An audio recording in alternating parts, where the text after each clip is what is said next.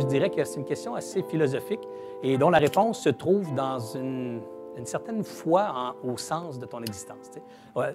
En tant qu'entrepreneur, moi, je crois que l'entrepreneur, c'est quelqu'un qui a fondamentalement un besoin d'aider sa communauté. Quand dans ma vie, je sais pourquoi je me lève, pourquoi je me bats, bien, il y a comme une raison à l'adversité. C'est pour me rendre plus fort dans ma destination, c'est pour m'éprouver, pour m'apprendre, pour être encore plus grand à destination ou pour, ultimement, avoir encore plus d'impact autour de moi. Quand je me pose la question à quoi sert mon existence, bien, si je suis un animal ou une plante, elle sert à maintenir l'écosystème. Tu sais.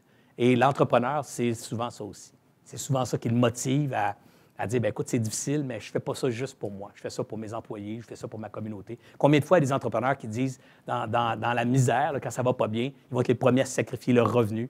Puis quand ça ne va pas bien, parce que je l'ai vécu aussi, la première chose qui nous vient dans notre tête, c'est, Colin, ces employés-là que je vais peut-être devoir remercier, ils ont des enfants, ils ont des conjoints, des conjointes, ils ont des hypothèques, ils ont des dettes. On se sent extrêmement responsable pour tout ce monde-là. Et ça, cette force-là, je pense que c'est ça qui te donne la drive de continuer. Et c'est pour ça que quand tu es seul comme travailleur autonome, tu as absence de cet engagement-là. Tu as l'absence de l'engagement coopératif, je dirais, ou social ou communautaire, qui fait que dans l'adversité, quand tu es travailleur autonome, tu as un maudit gros défi à relever. Parce qu'il faut que tu te motives. Tu es tout seul.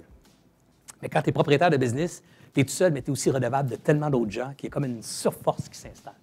Comme une énergie du désespoir ou une énergie d'espoir, mais une énergie supplémentaire qui n'est pas présente peut-être dans certaines situations.